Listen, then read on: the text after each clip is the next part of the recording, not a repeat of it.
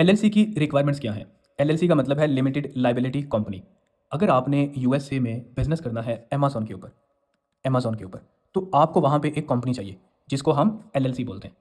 आप कहीं से भी अमेज़न के ऊपर बिजनेस करना चाहते हैं यूएसए में, तो आपको एक कंपनी चाहिए, उसको बोलते हैं लिमिटेड लायबिलिटी कंपनी। अब ये कंपनी ओपन करने की रिक्वायरमेंट्स क्या है, ये बहुत इंपॉर्टेंट चीज़ है।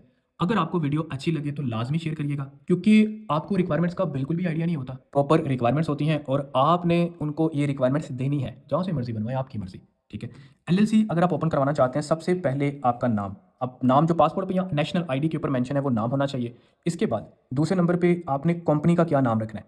ठीक है। 2 से 3 नाम आप सजेस्ट कर सकते हैं, उनमें से जो भी अवेलेबल होगा उसके ऊपर एलएलसी बनेगी।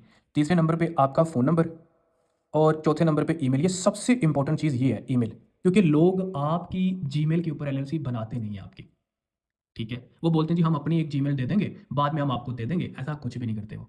तो ये बहुत इंपॉर्टेंट है। एलएलसी की रिक्वायरमेंट में सबसे इंपॉर्टेंट चीज़, नाम, कंपनी नेम तो ठीक है, पासपोर्ट ठीक है, ये इंपॉर्टेंट है। अगर वो लीगली आपकी जीमेल को यूज़ करेगा ना, तो आपको मेल आएगी।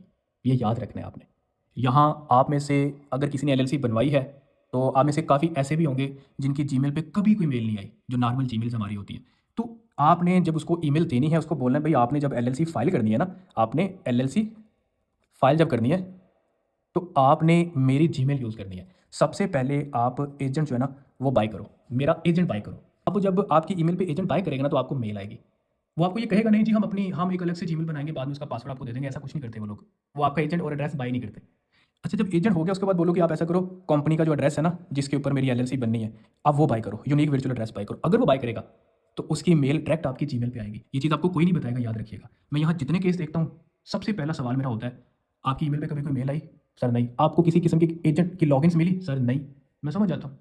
तो कहने का ये मतलब है कि जब आप कहीं से एलएलसी बनवाएं, रिक्वायरमेंट्स याद रखें, और ये सबसे इंपॉर्टेंट चीज़ होती है, उसको बोलो मेरी ईमेल पे काम करे। जब अगर वह की एलएलसी बना रहा है, तो आपकी जो एलएलसी है ना, उस पर आपकी ईमेल होनी चाहिए। याद रखना, कुछ एलएलसीज पे होती हैं, कुछ पे वो विजिबल नहीं होती। बट ये है कि आपने एजेंट और एड्रेस, पहले ये 2 स्टेप आपके होंगे। तो आपको एड्रेस भी आपकी मेल पे आना चाहिए, क्योंकि जो हमसे एलएलसी बनवाते हैं ना, उनको बहुत अच्छी तरह से पता है कि ईमेल हम उनको बोलते हैं जी आप अपनी ईमेल चेक करते रहे, कोई भी मेल आती है हमें स्क्रीनशॉट भेज दें। लेकिन मार्केट में ऐसा कुछ भी नहीं करते। मार्केट में आपको बोलते हैं 10 दिन में आपकी एलएलसी आपको मिल जाएगी, जबकि ऐसा कुछ नहीं होता। 40 डेज चाहिए होते हैं, हर चीज़ 1 बाय 1 आती है, एक साथ कुछ नहीं होता। पहले एजेंट बाय होता है, फिर कंपनी का यूनिक वर्चुअल एड्रेस साथ आता है, फिर एलएलसी फाइल होती है, फिर ईआई नंबर अप्लाई किया जाता है फैक्स के थ्रू। उसके बाद फिर आगे बैंक अकाउंट्स की रिक्वायरमेंट्स पहले पूरी की जाती हैं। आप में से 99% जो लोग होते हैं उनके पास तो होती नहीं है रिक्वायरमेंट्स, कुछ एक्स्ट्रा किस्म की चीज़ें मांग लेते हैं हमसे, वाइज आपके पास होती नहीं, फिर वो अरेंज करनी पड़ती हैं। फिर सेलर पेमेंट के लिए अप्लाई करना पड़ता है, उस पर टाइम लग जाता है। फिर जाके एंड पे सेलर अकाउंट बनाते हैं, और सेलर अकाउंट बनाने से पहले सारी रिक्वायरमेंट्स को ओके किया जाता है ताकि सेलर अकाउंट रिजेक्ट ना हो। तो ये सब करते करते टाइम लग जाता है, लेकिन आपको 10 दिन में सेलर अकाउंट के अलावा बाकी सारा कुछ ही आपके मत्थे मार देते हैं, और वो जिस तरह मैं अक्सर वीडियोस में बोलता हूँ कि आपके साथ हाथ होके उस तरह हो जाता है। तो ईमेल बहुत इंपॉर्टेंट है। वो बोले कि भाई मैं अपनी ईमेल देता हूँ, आप बोलो नहीं भाई मेरी ईमेल है, मैंने इस काम के लिए बनाई है, ये यूज़ करो। अच्छा, पासपोर्ट चाहिए। अब यहाँ कुछ लोग बोलेंगे कि हम आईडी कार्ड दे सकते हैं। देखिए, आईडी कार्ड आप दे तो सकते हो, लेकिन आजकल जो वाइज बैंक अकाउंट हम बनाते हैं ना, वो पासपोर्ट हमसे मांगता है। और बीओआई रिपोर्ट अगर हम एलएलसी की करवाएं ना, beneficial owner information report, LLC की वेरिफिकेशन सादा जुबान के अंदर, मैं मुश्किल नहीं करता आपके लिए, तो वहाँ पे हमें पासपोर्ट देना होता है। तो इसलिए बोला जाता है कि पासपोर्ट आपके पास होना चाहिए। उसके बाद एड्रेस चाहिए, रेजिडेंट एड्रेस चाहिए। ये एलएलसी में यूज़ नहीं होना। ये कहाँ यूज़ होगा? अगर ये सवाल आपके जेहन में है तो आप कमेंट में पूछे, मैं इसका आपको आंसर दूंगा। तो ये रिक्वायरमेंट्स हैं, याद रखना है आपने। अगर आप एलएलसी ओपन करवाने लगे हैं यूएसए में, अगर आपने बिजनेस करना है, पहले आपने उस बिजनेस का नॉलेज लेना है। एलएलसी बात की बात है, पहले उसका नॉलेज इकट्ठा करो। जब प्रॉपर वे में आप उसको सीख लो, उसके बाद एलएलसी की तरफ आएंगे। यहाँ पे काम आता नहीं है जी एलएलसी बना दे, क्या करनी है जी, वैसे ही बना के रखनी है, अचार डालना है उसका। पहले सीख तो लो।